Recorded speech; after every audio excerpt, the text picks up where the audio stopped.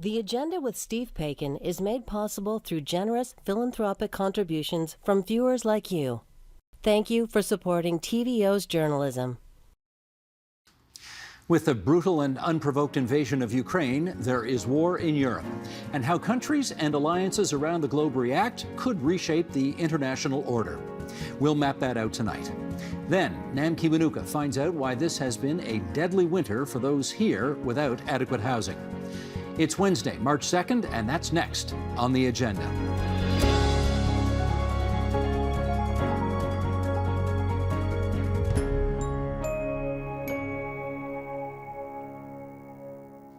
Bombs raining down on cities in an established European democracy of 44 million people has provoked an astonishingly fierce resolve by the people of Ukraine.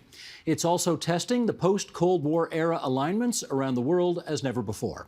Let's find out how. With us from Vienna, Austria, Velina Chakarova, director of the Austrian Institute for European and Security Policy. In Washington, D.C., David Frum, staff writer at The Atlantic. In Ontario's capital city, in the Annex, Janice Stein, Bellsberg Professor of Conflict Management and founding director of the Munk School of Global Affairs and Public Policy at U of T, and Doug Saunders, international affairs columnist with the Globe and Mail. And we thank all of you for joining us here on TVO tonight. Velina, you are, of course, the closest to the battlefield right now, so I do want to start with you. Have you noticed a fundamental shift in how Russia is executing its war effort at the moment?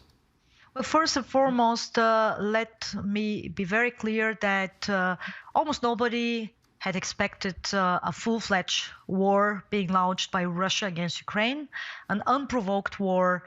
We spoke on this program, and I anticipated military attack, a limited military operation. But what we are observing right now is a full-scale military reinvasion by Russia against Ukraine, which is taking place simultaneously in the north, in the west, and in the south. And right now we are in the second phase of this war, more severe phase, which has already witnessed a lot of casualties on both military and civilian side. And unfortunately, the way the war is being conducted by Russia reveals actually the true goals by the Russian president, namely the complete subjugation of Ukraine. And this was also basically what the Ukrainian president announced today. Let me follow up with Janice Stein on that, because Janice, I think Velina's right in as much as most of the predicting we heard before this thing started was that it was going to be a limited incursion, limited to eastern Ukraine, the taking in of those two provinces. This is way beyond that. Why didn't we see this coming? I think we didn't see it coming, Steve, because this is so damaging to the future of Russia. The consequences are far-reaching. It will, in many ways, change the trajectory of Russia's future. And what people missed, frankly, and we shouldn't have, given the article that Putin published this summer, is how obsessive he is on this subject, how far-reaching his goals are, and how determined he was, frankly, to eliminate this government of Ukraine. And a limited incursion just wouldn't do that. So we have the tragedy for Ukraine is unimaginable. But this is a tragedy for Russia as well. And yet, having said that, Doug, we are seeing accounts that the Russian soldiers were ill-prepared for the fierceness of the defense that they have run into. There were other soldiers who were quoted as having said, oh, we thought we were just going on, doing the rounds. We didn't realize we were launching an all-out invasion of another country. What are we to make of those kinds of bizarre statements? I think there was nothing inevitable or necessary about this invasion by Russia of Ukraine.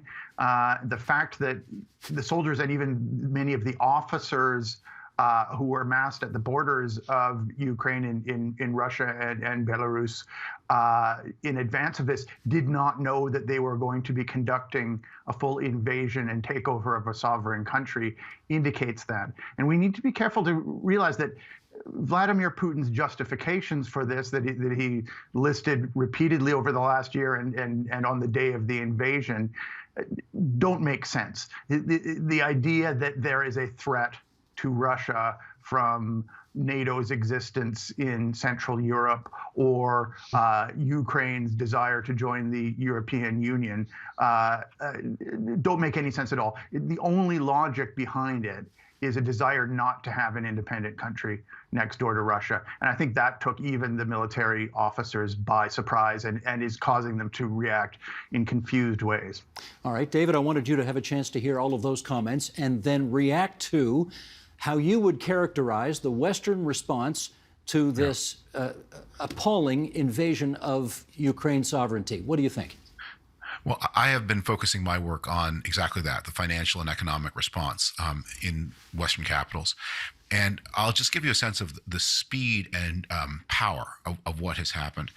I began last Wednesday talking to economists about what might happen. And I began talking to people and they would say, well, this is kind of out there. This is kind of, but here are some of the things that could happen. So I wrote a story, which I was finishing up on Saturday morning, about what might happen. And I said to my editor, who has small children, you don't have to work this weekend because let's not publish this till Monday because these things are so out there, it's unlikely they would happen. At 2:30 that Saturday afternoon, the European Union did everything I had talked about. And at 5:30 that Saturday afternoon, the U.S. Federal Reserve joined in. These are the most devastating financial sanctions in the history of the world. And I think they took the Russians by surprise because Putin thinks like a gangster. He thinks like a warlord, and he doesn't understand how modern finance works, the idea that you can heap up a pile of gold and then you have your war chest with which to go invade your neighbors as if this were the Middle Ages, that works anymore. I don't think he understood quite what could be done. He didn't understand how integrated, if you want to have a convertible currency, if you want to be able to eat fruit in winter, if you want your citizens to be able to travel, if you want to have weapon systems that rely in any way on advanced technology rather than whatever comes out of the factories in Minsk, you are integrated into a world economy. And the people and the central banks that govern the major currencies have enormous power over you. I talked to a Soviet-born economist now at Stanford who coined a saying that you never fight with the people whose currencies you use to back up your own currency. And that sounded a bit of a mouthful. A reader helpfully abridged it. Never put your savings in someone else's mattress. That's what the Russians had done. And Putin thought that he could just reach into that mattress and take the savings out whenever he wanted to. And he got a rude surprise. Well, having said that, let me do a quick follow-up with you. And that is the so-called SWIFT global financial system that Russia is a part of. Apparently, it's a bridge too far to kick them out. What do you think of that? SWIFT is the least of it. SWIFT is a messaging system. SWIFT is a privately owned entity that allows banks to move money around. And if you've ever sent an international wire, you've relied on it. That is not what hit the Russians so hard. What hit them hard was the sanctioning by the central banks, the two big ones, the Fed and the European Central Bank, and the two next ones, the Bank of England and the Bank of Japan, that made Russia had $630 billion in reserves, 139 in physical gold in a vault in Moscow, and the rest claims on other central banks. Monday morning, those $630 billion of reserves were effectively worthless. And the result was the ruble ceased to be a real currency. A currency is something you can use to buy anything. Now, the Russians can still do bilateral barter with China or North Korea or whoever will do business with them, but they can't do business on world markets, and their currency doesn't buy anything on world markets anymore. This is an excerpt from a publication called Unheard.com, published just a couple of days ago. Velina, I'm going to get you to react to this first. Here it goes. Even if the West can find ways to inflict serious economic damage on Russia, that still does not mean sanctions will work. To be truly effective, they must also change the Russian government's behavior. And this is where the logic of sanctions often breaks down. It is remarkably rare for Western policymakers to explain or even consider exactly how economic pain is supposed to translate into political gain. And the prospects in this particular case do not look promising. So says the writer Lee Jones. Do you think, Velina, that the sanctions, as biting as David has just described them, can actually change Putin's behavior? No, absolutely not. I think that the Russian president has factored in the sanctions, and I think that he has factored in full-scale, more severe, worst-case scenario of sanctions. And this is the most worrisome element of the assessment, because even then, he actually decided to make such a move on Ukraine. And I think that it is really kind of a different world we are living in, and we should be a little bit of contrarian, because on the one side, the West, of course, has introduced these severe sanctions, and rightly so. This was absolutely necessary to be done. But on the other side, China has zero intentions to impose any sanctions on Russia. Russia is going to become even more dependent on the dragon bear, what I described as a systemic coordination between Moscow and Beijing in the most relevant strategic domains. And Russia, I think, is now planning to turn completely towards Asia, Africa, Latin America. We've observed already quite of a suspicious behavior also by other international partners. The Brazilian president was going to Moscow in the middle of a military escalation to make deals on fertilizers. Right now, Pakistan just sealed the first deal amid a war by Russia against Ukraine, securing wet and natural gas from Russia. So I think that we are going to observe a continuous process of what I described as bifurcation of the global system. We are meanwhile living in two parallel worlds. And I think that Russia made this move on Ukraine. I myself didn't see it coming, but Putin really intends to give a birth to a new revisionist imperial geopolitical project by denying Ukraine the very existence as a sovereign and independent state, and uniting it together with Belarus within something that he probably will call a union state, where we will see Russian troops, Russian nukes, and Russian military bases very soon, if he is successful with this endeavor. We will come back to that a little bit later. Janice, I do want you, though, to pick up on this well-worn expression that we should never underestimate the capacity for the Russian people to endure more and more suffering. And I wonder whether Putin is counting on that to get him through all of this. Yeah, I think certainly he's counting on that, but I think the situation is a little more complicated from two perspectives. Steve, one, just briefly about China. I'm not one of those who believes that China is going to rush to Russia's either economic defense here or political defense. Already there are suggestions by the Chinese foreign minister that they be a possible intermediary between Ukraine and Russia. What is happening is deeply disturbing to the Chinese, who are heavily invested in a global order where they have a larger and larger stake. They want to run some of those institutions, and they're fierce competitors, but they disapprove, frankly, in a very deep way of what Russia has done. And Russia may turn into an enormous burden for China over these next few years. So I don't see this natural evolution of a closely knit alliance. Secondly, on the sanctions. The Russian public is long suffering, and we've seen very courageous Russians, 6,500, are already in jail as a result of protests, because for them, they are fighting their brothers. And that's why Doug's point about the stunning surprise for soldiers who find they're fighting their brothers explains a great deal. They were not prepared for that. But that's not where the leverage points are. The leverage points are with the oligarchs. And we've had two speak out recently. A third one has stepped up and offered to mediate between Russia and Ukraine, which says they are already feeling the pain.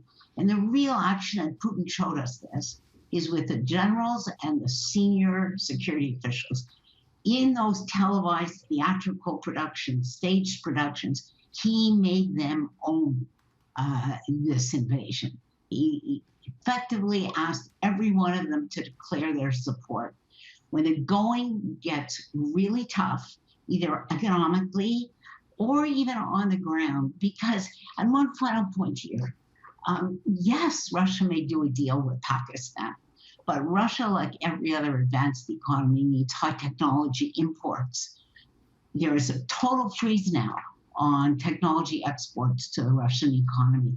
That will hit hard, and will hit the security services hard, and it will hit the army hard. There is limited tolerance, even among those circles. It may not be in time to save Ukraine, but it will inflict huge damage on Russia that we cannot begin. I agree with David. These are the most punishing economic sanctions we've ever seen against a developed economy. You used the expression saving Ukraine, and Doug, I'd like you to pick up the story there. Ukraine has asked for admission to the European Union. How should the European Union, Doug, react to that? Well, remember, this crisis began when the people of Ukraine massed up and expressed their desire to get on the pathway to joining the European Union in 2014, rejecting the Putin-friendly president who'd been elected in 2010 and his desire not to get on the EU accession path. There's absolutely no reason why Ukraine could not have been joining the European institutions and also be a member of Vladimir Putin's so-called Eurasian Union of aligned states with Russia. There's no reason why a country could not be in both circles, except for the fact that Vladimir Putin would not tolerate that. And that is what began the response to the 2014 uprisings, the invasion of Crimea and eastern Ukraine. So this is fundamentally an issue about the European Union. I think Ukrainians recognize that their country is not going to be ready to join immediately.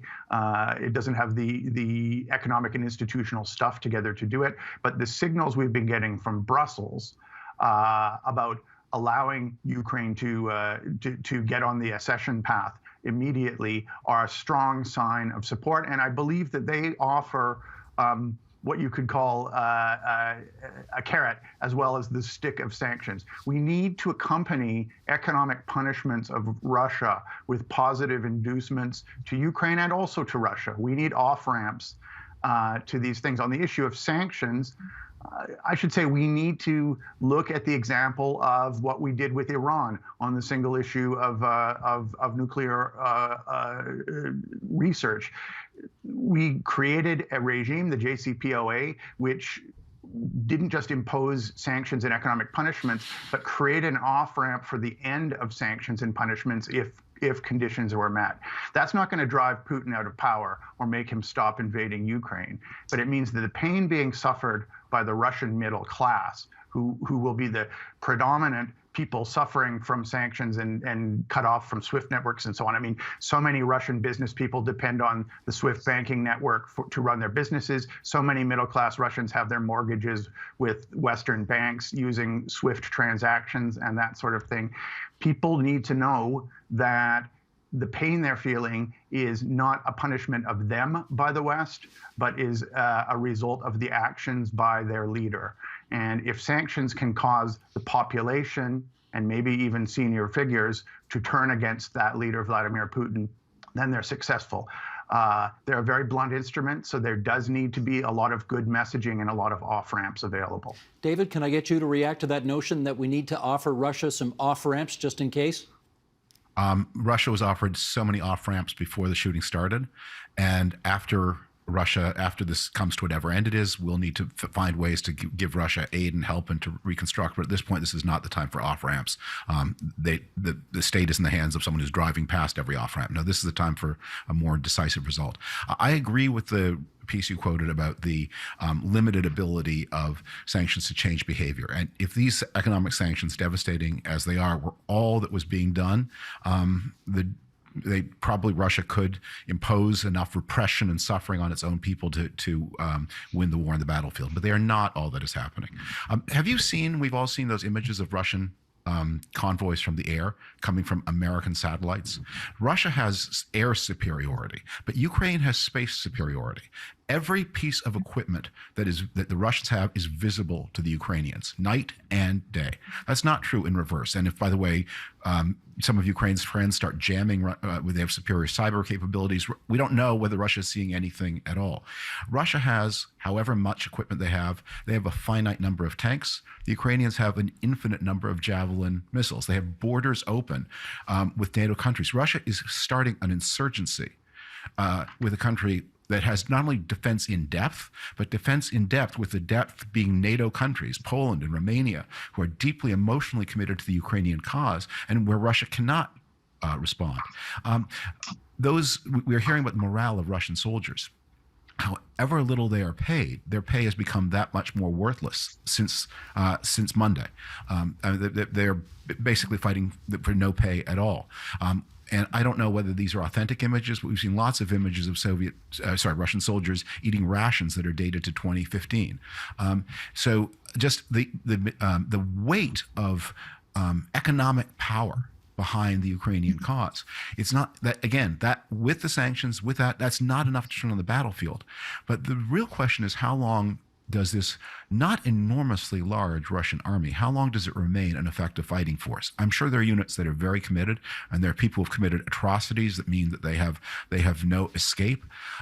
But if the rank and file Russian soldier isn't being paid, isn't being fed properly, has a sense that the war isn't going well, and if they all know that on the other side they face not punishment, but if they can find a way to get over to the other side, they can walk into Europe and get a job and be paid in pounds and euros. That's not going to happen right away, but I think that's when you think, what does the end game look like? I think it looks more like the Russian army on the ground dissolving than it looks like infinite repression or Russia, quote unquote, taking over cities. I mean, as many generals you see on the cable network say, if you arrive in a city with of many millions of people with a few thousand soldiers and you put vehicles there, you're just parking. You're not occupying the city. And it is going to be, I mean, they may level it. They may try to do a Grozny and just pummel Ukrainian cities into submission. But again, you wonder, what is the reaction on a Russian army that has been, where everyone has been taught since infancy that Kiev is the cradle of Russian civilization, if they're in the army that pounds Kiev into rubble? Well, let me move this up to the next level, if I can put it that way. And that is, and Valina, let me get you to start with this. Maybe the most chilling thing we've heard during this whole attempt to occupy Ukraine was Putin musing the other day about the use of nuclear weapons. Now, if he, in fact, does use tactical nuclear weapons in this war, what do we do? First, he used the threat of tactical nuclear weapons already during the military escalation, and when he was also placing his demands on the table, the demands to the United States and NATO. So this is not a new element. Second, the very fact that NATO did not show to be really worried about it, it means also that it's a part now of the verbal escalation rather than a true intention. Third, occupation of Ukraine has never been on the table. 190,000 troops cannot occupy such large country, as large as France, and 44 million people. So, which actually brings me to the thought, and this is where my biggest fear is that the Russian president will really seek for a scenario where he will try to crash the will for resistance and will seek to remove the political establishment and replace it with a puppet government in Kiev. And if that does not work, he will go also for a scenario to split the country from the north to the south, where he basically will turn Ukraine into a sea-locked country with no access to the Black Sea, no access to the Sea of Azov, and then having also the two regions, Lugansk and Donetsk, and then having also control of large territories along the Russian border with Ukraine. So horrible scenarios where I don't really see actually him using nuclear weapons. He does not need. He has plenty of other horrible scenarios at disposal right now. Well, let me follow up with Janice on that, because Janice, if I understand this, one of the reasons that NATO and or troops sympathetic to Ukraine's plight are not bombing those very vulnerable Russian positions that they can see plain as day from satellite photos. One of the reasons they're not doing that, one of the reasons they're not even setting up a no-fly zone, is that they're afraid that Putin will make good on this threat to use nuclear weapons. Is that reasonable? I think it is a reasonable fear. It is really striking that he has talked about nuclear weapons. First of all, the day before he launched the invasion, he was in a missile command center where he was personally supervising the launch of a missile. He then talked in what is the most paranoid story you can imagine about Ukraine having an incipient nuclear weapon because, oh, by the way, it had Soviet nuclear weapons based in Ukraine, and therefore it had nuclear know-how. Now, how credible is that? But he went further. He then put his nuclear forces on the lowest stage of alert and then raised the stage of alert 2 days ago. He's gone up twice. So the Biden administration's response was not to do anything, not to go up the DEFCON chain in order to signal that they are trying to avoid escalation. And so I don't agree with you, David, that we don't have to design off-ramps here. Russia is a nuclear-armed state led by somebody whose judgment I think every one of us would question at this point, pushed into a corner. In fact, if the campaign on the ground is not going as well as he expected, those are the conditions, and I certainly know this from looking at prior wars and other leaders, when leaders feel cornered and pushed against the wall, that's when they escalate. And so and what the West is doing generally, and NATO in particular, they are threading a needle here. And it's very difficult and very challenging to do. Massive economic punishment, but they have to have off-ramps. Coercion doesn't work unless you say, a threat only works if you say, but if you stop doing this, then the following will happen. There's nobody in the Biden White House now who wants to take the risk of a miscalculated use of nuclear weapons. It's not just using a tactical nuke on a battlefield, which, by the way, would be so devastating to Ukraine. It's breaking that taboo of using nuclear weapons in battlefield operations. The stakes, frankly, could not be higher here, and we have to build in off-ramps here. David, I should give you a chance to respond to that. Yeah, I think we have to be very careful about substituting theory, what is makes theoretical sense for what is actually going to happen in life. The off-ramps are all there until the day of the invasion, and there will be a time for them again in the future when there will be a time when there are negotiations. In the next while, it's not realistic. Putin is driving. He is escalating. He will use more savagery. That's as his war fails. So the only way you get to the point where any of that is relevant is by inflicting costs, not only economic costs but military costs. And that doesn't mean direct NATO involvement. That would be very counterproductive and I think probably unnecessary. The tactical goal, or this operational goal, should be to aim at the dissolution of the army, making sure that every Russian soldier knows that if we can't show that you personally have committed war crimes, there's a hot meal, a comfortable bed, 36-month Schengen visa, a train ticket, cell phone, prepaid, call your family, and you could be, you could get out of here and be on your way to a job in Barcelona or Hamburg or someplace pleasant, and earning money. And the goal is to try to make his army dissolve, at least the mass of it. It's not a big army, and it is going to be at an increasing technological disadvantage as compared to the Ukrainian forces as they get more and more aid from the West. Doug, let me bring you into this now and talk about hearts and minds. I don't think there's any question at all but that certainly for the Canadian people, if we can look at them for a second, their hearts, their minds are with Ukraine overwhelmingly. Every poll shows it. The question then becomes, can that continue when the price of gas goes up $1, $2, $3 a liter? What's your view? The hearts and minds of the world are with the Ukrainian people now, but it's important to note also that the hearts and minds of people in most countries around the world and their governments have turned decisively against Vladimir Putin's form of authoritarianism and the danger that he poses. There's no more talk of trying to defang Mr. Putin's regime through economic engagement. Countries like Germany that until last week were making major business deals with Mr. Putin and his regime, theoretically in hopes of bringing them out of the cold, have now turned their back decisively on this. Germany this week reversed 50 years of Russia policy and economic policy and debt policy and military policy in order to confront this. So we have this change. A lot of people will ask, why didn't this happen before? And I think certainly after 2014, that's a legitimate question. Vladimir Putin has used the nuclear threat throughout his presidency to try to intimidate people out of confronting him. I was seated at the table with Vladimir Putin in 2008 when he threatened to re-aim his nuclear arsenal at European capitals in retaliation for NATO stationing radar bases in Poland and the Czech Republic.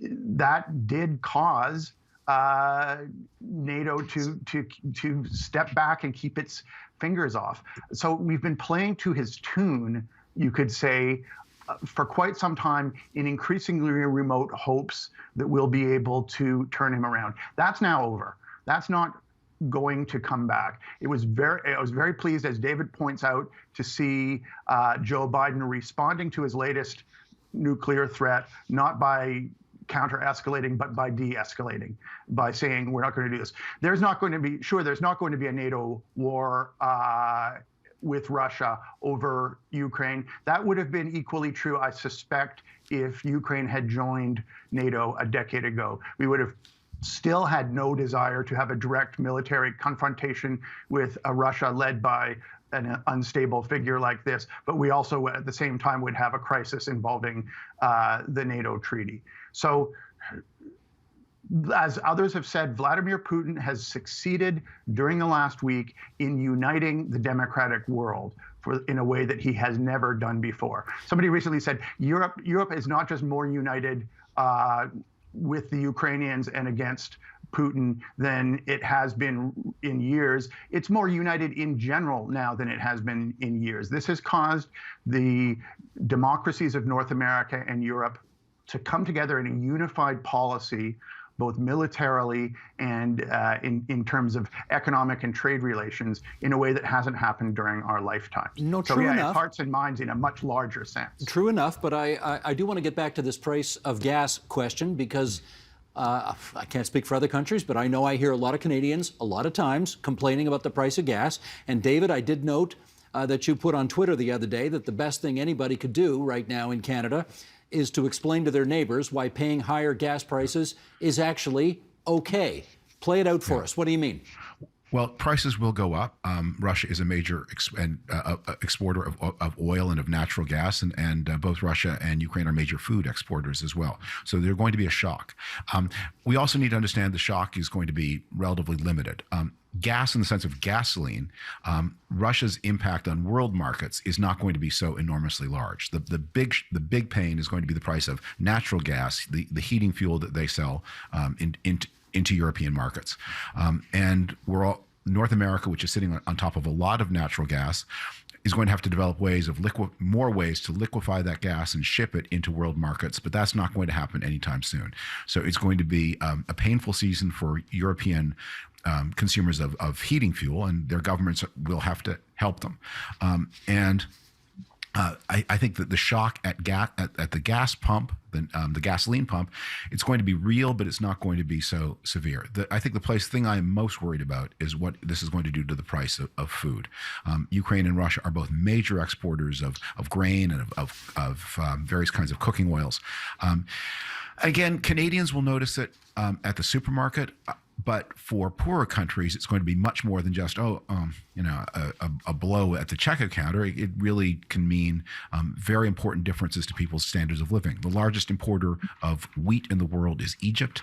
All across North Africa, there's heavy reliance on grain exports, but it's a world market. Even if you can find grain from somewhere else, and you can, the price is going to be higher, maybe by as much as 10% all over the world. And that's going to bear hard on people. But these are not unmanageable costs. It's going to take some government action Egyptian grain consumers are subsidized by the state. They may need more subsidies. We may need some international aid packages. We may need, for countries like Tunisia and Lebanon, we may need some international aid packages. A country like India, another major importer of grain from Russia and Ukraine, can probably afford to help its own people. But yeah, this is going to be a worldwide economic shock. It is not going to be free for us. It is going to hurt us. And that's one of the reasons to hope that this can come to a rapid end, and that we can then, as Janice advised, work on reconstruction for both Ukraine and Russia, and the return of a real meaningful peace for that part of the world from which Russians benefit too. All right, with a little over 5 minutes to go here, let me see if I can get two more issues on the table here.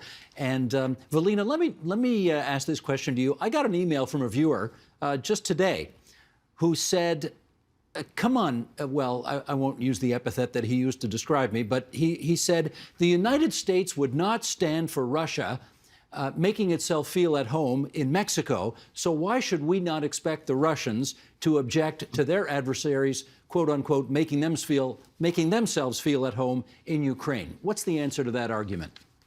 Well, in fact, that is quite of a widespread argument, and the very fact that we need to actually bring about a counter-argument even now, following these horrendous events, is striking to me. I think that the United States needs to show, and is already showing, in fact, and we've listened to the State of Union speech by Biden, needs to show a very clear and very, very strong position when it comes to Ukraine, and it is a position that entails, of course, a financial support, military support.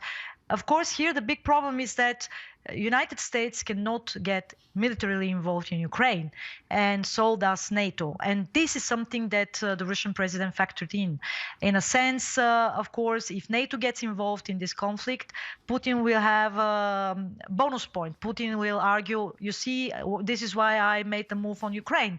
But on the other side, I would actually use the argument that the Central and Eastern European countries, which were eager to join NATO immediately after the collapse of the Soviet Union, this was the number one priority in terms of security guarantees, to join NATO in order to avoid such scenario. No, in fact, Putin made the best case for those countries that are outside of NATO to, in fact, join the alliance. And finally, given the current global competition, which is going to increasingly shift towards the Indo-Pacific and East Asia, it's very important for the United States to not just show a strong stance, but also to be actively engaged in supporting Ukraine's resistance, because the worst case scenario for the United States from Washington's position would be a two-front scenario, a scenario where both Russia and China will be pressuring the United States diplomatically, politically, on the two main cases, the one being Ukraine, the other being Taiwan. All right, let's come full circle then, Janice. Help us understand here. We heard Velina earlier in the program say that she thought the end goal for Putin here was to create a kind of a new Ukraine, Belarus, Russia, whatever you want to call that. And I wonder, I wonder if you want to go further than that. Do you think Putin is trying to actually recreate the former Soviet Union with all of the other constituent republics as well, and he won't stop until he achieves that? Yeah, I think we all have to be very careful because none of us thought Putin was going to do what he just did. And that's sobering. And that's why I made that point about nuclear weapons. I didn't think Putin was going to launch an all-out invasion all over Ukraine 2 weeks ago. So I think we have to be cautious here and think about the things we never thought he might do. Now, what you just described, Steve, would frankly be insane. David's point that the Russian army is going to have all it can do to consolidate any territorial gains in Ukraine itself is a really valid point. But there's some nightmare scenarios here in which these big cities can be encircled and besieged by the Russian army and use artillery and firepower We've all seen this. We just never thought we would see it in Europe again in our lifetime. Given how hard this is going to be, I really do not think, and the unequivocal hard line that both Biden has drawn and the Secretary General has drawn around every NATO country, that is not at the top of my list of worries right now. I would want to just return to one point that they've made that is so important, which is about wheat and the export of wheat. There's a role for this country. We are a wheat exporter. There are things we can do to organize international help, both financial and commodity-based. There are countries in Africa and the Middle East that are truly going to suffer. Maybe Canadian consumers are going to complain about the price of gas at the pump, but that is nothing compared to the destabilizing impact of taking Ukraine, the grain basket of the world, frankly, out of global markets. This seems to me a no-brainer for this country to lead. David, can I get you to weigh in on that issue? We know Putin has said in the past that he thought the greatest catastrophe of the 20th century was the dissolution of the Soviet Union. Do you believe he is trying to put that back together again? I can't tell you what goes in through his head. I just know that every day his options are worse than they were the day before. And whatever he started off doing, by very soon he's going to be worried about saving his army and saving his neck. And I think it might be useful to think about what is everyone else's goal. And everyone else's goal is to restore peace to Europe and to see not only Ukraine, but Russia emerge as a normal country. One of the things that so-called realists say, and there's no one less realistic, there's no one more fanciful and dreamy and ideological than the person who calls himself a realist, is that the internal constitutions of countries do not matter for their external behavior. That's the core of so-called realist, what I'd call delusional foreign policy thinking. And what we have been reminded of again is the single most powerful predictor of a country's external behavior is its internal system. If Putin took a bad tumble tomorrow, this war would be over. If Putin had not come to power in the first place, this war would never have started. Russia could already be on its path to being a normal European country that provides a decent standard of living and political representation to its citizens. Let's hope that path of development resumes soon. From top to bottom, Janice Stein, David Frum, Doug Saunders, Valina Chakarova, we're really grateful to the four of you for having such a smart and thoughtful conversation on TVO tonight. Many thanks and be well. Thank you. Thank you very much.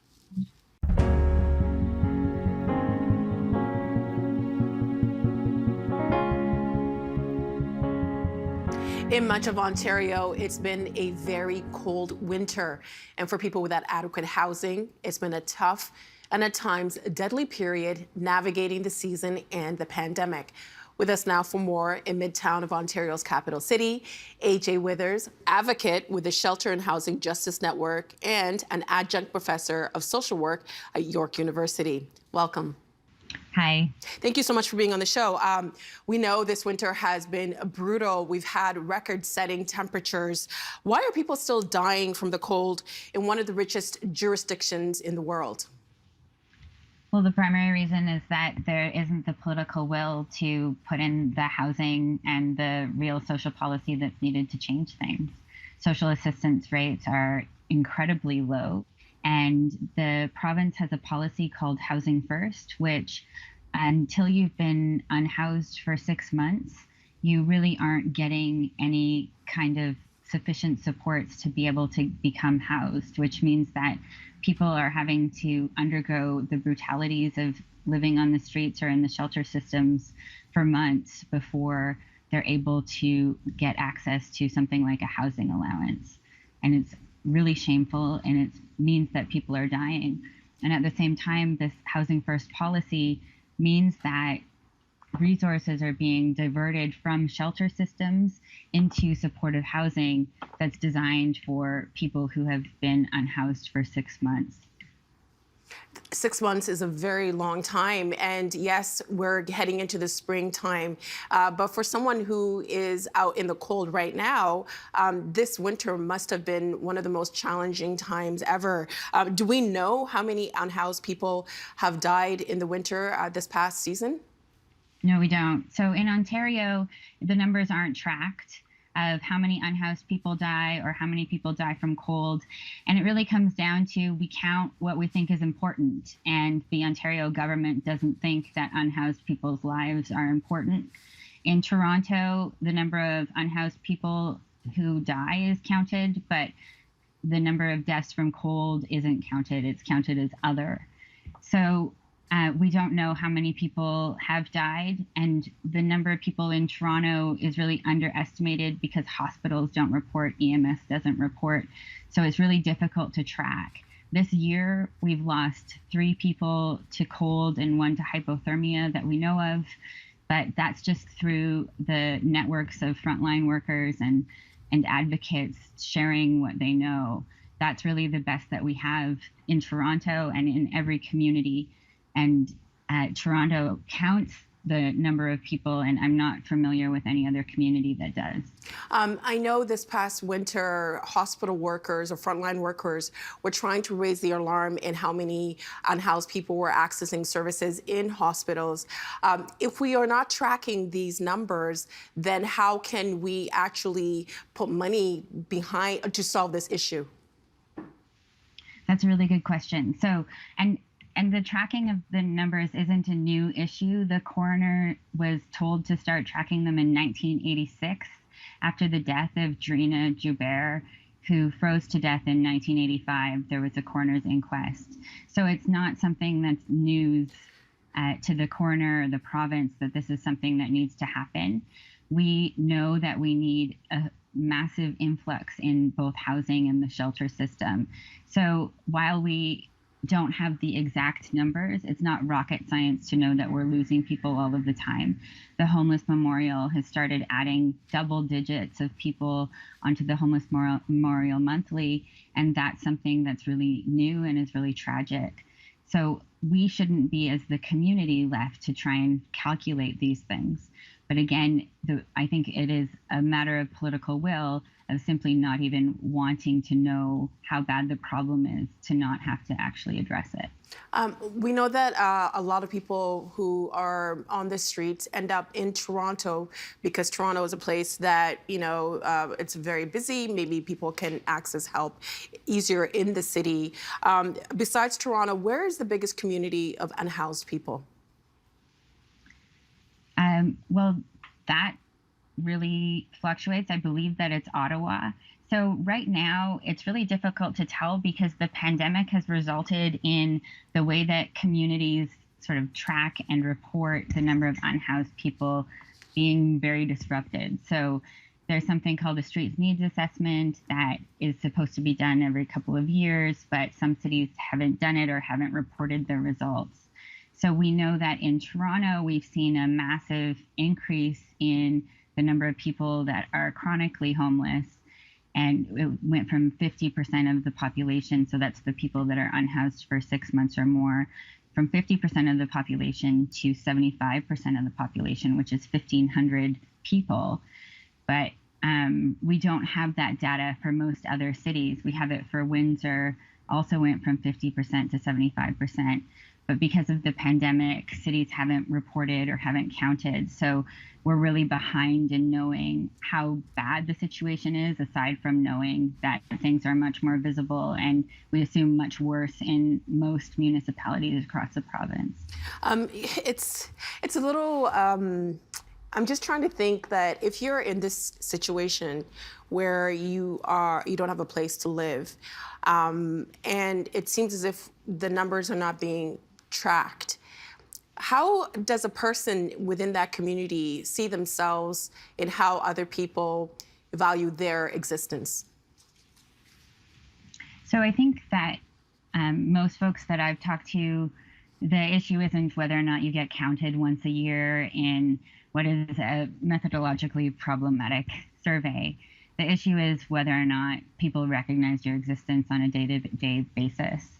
So there's something called hidden homelessness, which the province and the federal government and most municipalities don't count and is often invisible. It's couch surfing, it's squatting, or trading sex for a place to stay. And that's something that we often see in rural communities much more frequently, proportionately, but is very common everywhere. And there's absolute homelessness, which is staying in the shelter system or on the street. And for both groups of people, you can exist in the world without having supports or people really acknowledging your existence. And I think that's much more important for people as human beings than necessarily being counted in a survey. And things like drop-in supports during the pandemic, libraries closed, and the social supports that people really rely on have been cut. Well, I mentioned that this winter was extremely cold. How have shelters and warming and respite centers across the province fared during the winter months during the pandemic? It's been really tough. So there are some cities that have opened up sort of drop-ins to make up the difference for when shelters close during the day. And there are also other places that open up emergency warming centers to deal with extreme cold weather. So Toronto, Hamilton, and London open up when it's minus 15 degrees extra space, minus 20 with the wind chill. Kingston, it has to be minus 25 for them to open up additional space. These aren't scientifically based spaces that they're opening up. The weather isn't rooted in science, the reasons that they're opening them. So the Toronto rationale, which I suspect that the other cities have copied, was simply based on the average minimum temperature in 1995 when 3 deaths occurred. What we know is that people who are unhoused are extra susceptible to hypothermia and to frostbite, and that can occur between minus 5 and minus 10 degrees. So these spaces need to be opening up in every municipality and at much warmer temperatures than they're opening up right now. As well, things like freezing rain and snowfall also put people at real risk, and we need spaces that deal with inclement weather to open up. Windsor, it seems, has a space that they can open for inclement weather. So when there's significant snowfall or cold, I'm not sure what their exact criteria is, but every municipality needs something for inclement weather. One of the things that we've been talking about during the pandemic is how the pandemic has exposed inequalities within our societies. Even before the pandemic, we know we have a housing crisis in this province. We've seen encampments dismantled, and we have public health measures like physical distancing. And I'm wondering how all that impacted access to shelters for people who didn't have a place to live. So the shelter system has fewer beds in it right now than it did before the beginning of the pandemic. And it has meant that a lot of people didn't feel safe going into the shelter system and went outside instead. A lot of newly homeless people went outside. And it also means that, like, COVID with Omicron just swept through the shelter system. A lot of folks already didn't feel safe in the shelter system. There were, in Toronto, 10,000 acts of violence between 2016 and 2021. So on top of those issues of safety, the pandemic made things a lot scarier for folks. And as you talk about inequality, 60% of Toronto's shelter population is people of color, 15% Indigenous, 13% Black. So when we're talking about the unhoused population in Toronto, which is a lot of folks that come into the city from across the province, it's disproportionately Indigenous, Black, and people of color. And a lot of folks don't feel safe in that system, go into encampments, and then find themselves criminalized, have been evicted from encampments, and just pushed further and further away from the supports that they rely on, deeper into the ravines and into the woods. Folks haven't left the encampments necessarily, they've just been forced to become less visible. What will it take to ensure that unhoused people aren't dying in the streets anymore? Housing. We need a massive influx of housing. The federal government can expand its rapid housing initiative that it brought in during COVID for at least 5 years and bring in significant amounts of social housing to help deal with the immediate crisis, all three levels of government need to put in housing. One of the things that Housing First has done is really focused on private market housing allowances, but there are several problems with that. One is that landlords discriminate against racialized people and against people on welfare, and that's most people who are unhoused. The other problem is that they haven't been able to use the housing allowances. So in Toronto, they had twice as many housing allowances as they were able to use last year. They were wanted to house more people than they were actually able to, because we're in a housing crisis here. We're in a housing crisis in many, many cities across the province where there just isn't enough low-income housing for people. So the government needs to implement more social housing to be able to have places for people to go that are safe and that are affordable. It seems as if I guess I'm trying to think of how to ask this question, because if someone is watching this or listening to this, there are a lot of people in this province who are struggling to get housing. They might not be unhoused, but we are in a housing crisis. How do you make this a priority? How do you make this an immediate need to prevent more people dying on the streets? A lot of people recognize that the housing crisis and the need for housing. And I think that we see once in a while a headline about someone dying on the streets, and once in a while that gets recognized as a tragedy, and people need to understand that what isn't a headline is about like 10, 20, 30 deaths times that single headline that people see. And for every death, there are lost fingers and toes. There are lost limbs. Every single person who is injured or dies because of the cold is someone's loved one. And these are real humans and real lives that deserve so much better, that in one of the richest places in the world, in Ontario, that we can do so much better. AJ, thank you so much for your time. Really, we do appreciate your insights into this. And thank you so much for the work that you do. Thank you.